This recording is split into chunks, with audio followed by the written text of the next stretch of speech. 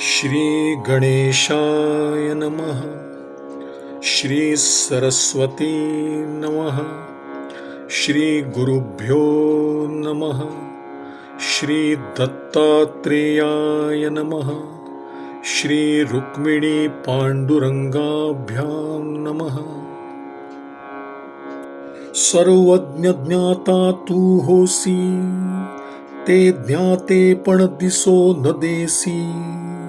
काही करिसी ना वांछिसी, जडत्वे दाविसी निज शांती. तुम्ही सर्वज्ञ आहात, पण आपला ज्ञातेपणा दिसू देत नाही. तुम्ही काही करीतही नाही आणि काही इच्छित नाही. स्वस्थ राहून आपली शांती प्रकट करता. सर्वथा उगा अससी, परी तू अंगे विकळ नभसी. अंगी अव्यंगू दिसतोसी, स्वरूप रूपेसी शोभितू. तुम्ही अगदी स्थिर दिसता, पण विकल होत नाही. तुमचे शरीर अव्यंग असल्यामुळे स्वरूपानेही फार शोभिवंत दिसता. ज्ञान एकलेपणे ठेले, दुजे निवीण परदेशी झाले. ते तुझ माझी सामावले, या लागी आले कविपद. ज्ञान एकटेच होते, त्यांच्याबरोबर दुसरे कोणी नसल्यामुळे ते परदेशी झाले होते. पण ते तुम्हामध्ये येऊन सामावले म्हणून तुम्हाला ज्ञानपद प्राप्त झाले आहे. करुणी झालासी अकर्ता, हेची तुझी थोर दक्षता. ब्रह्मरसे रसाळ बोलता, चवी अमृता ते कैची. तुम्ही करून अकर्ते आहात, हेच मोठे कौशल्य आहे. तुम्ही ब्रह्मरसाने रसाळ भाषण करू लागलात की ते माधुर्य अमृताला कसे येणार. ब्रह्मरस तू प्यालासी, ब्रह्मानंदे मातलासी. जगी उन्मत्त झालासी, दृष्टी नाणीसी कोणाते. तुम्ही ब्रह्मरस प्राशन करून ब्रह्मानंदाने मत्त झाला आहात आणि जगात कोणाकडे लक्षच देत नाही. सदा सावध निज रूपेसी, या लागी माझे तुझे न म्हणसी. तेची पिसे पण तुझ पाशी, दिसे जगासी सर्वथा.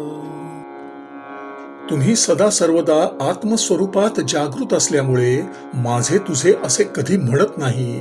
हे वेळ तुमच्यापाशी आहे ते मात्र सर्व जगाला दिसते.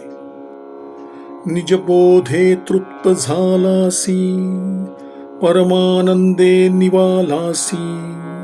तीही लक्षणे तुझ पासी, निर्धारेसी दिसताती. तुम्ही आत्मज्ञानाने तृप्त झाला आहात, परमानंदाने शांत झाला आहात. ही लक्षणे तुमच्यामध्ये स्पष्ट दिसत आहेत. काम लोभ दावाग्नी, माझी जळता लोक तिन्ही. देखत असो जी नयनी, वेगळा कोणी दिसेना. काम लोभरूपी दावाग्नीत जळत असलेले हे त्रैलोक्य आमच्या डोळ्यांना दिसत आहे. त्यातून कोणीच सुटलेला दिसत नाही.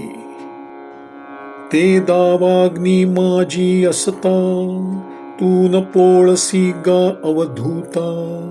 नवल तुझी अक्षोभ्यता, नकळे सर्वथा आम्हासी. परंतु हे अवधूत स्वामी, तू या दावाग्नीत असूनही पोळत नाहीस. तुझी शांती मोठी विलक्षण खरी, ती आम्हाला कधीही कळणार नाही. वणवा जळे दोही थडी, गजे गंगा जळी दिधली बुडी. त्यासी न लागती तापाच्या ओढी, तैसे निरवडी तुझ देखो. नदीच्या दोन्ही तीराला वणवा लागला असता हत्तीने गंगेत उडी टाकली म्हणजे त्याला जशा अग्नीच्या झळा लागत नाहीत, त्याप्रमाणे तू निश्चयाने दुःखमुक्त आहेस. ऐशी द्वंद्वे तुझ नातळती, दृढ राहिलासी ब्रह्मस्थिती. काही एक करीन विनंती, कृपामूर्ती दयाळुवा. शीतोष्णादी द्वंद्वे तुला स्पर्शही करीत नाहीत. तू ब्रह्मस्वरूपात स्थिर राहिला आहेस. याकरता हे दयाळा कृपामूर्ते तुला एक विनंती करतो.